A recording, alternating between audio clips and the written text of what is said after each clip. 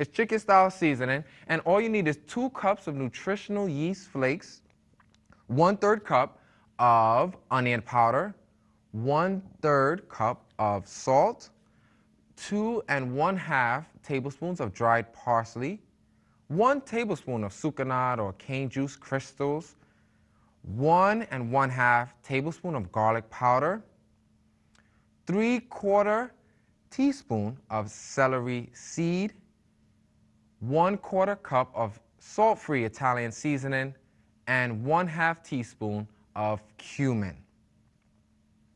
Now, this is very important that we understand how to do this seasoning. I know y'all are like, what, 1/3 cup of salt and this and that? Now, what we're doing is we're making a good batch for you. You know, we don't want to be mixing up all of those ingredients every time you're trying to add flavor to something.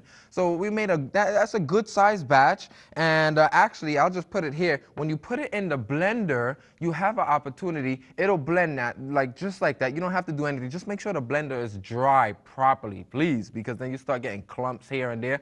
So you blend it up. It'll come out to a nice fine powder, as you see there. And you take that, you put in your Ziploc, or if you have a nice little container, you put it on the container and you label it. Give me some chicken. No, label it. Give it some chicken. But you can label chicken style seasoning or whatever of that nature. And here's the cool thing about it. You don't have to worry, because when you go to the store and you look at a lot of these chicken seasonings and items of that, you always see like some crazy ingredients. Some of them will even have MSG. You know what the funny thing is about the MSG? Long time ago they found, oh, MSG, cancer, be careful, and everybody's staying away from the MSG and stuff like that. So now we go to the store and we're looking for MSG. We don't see MSG on the label, but they just spelled it out for us. Monosodium glutamate.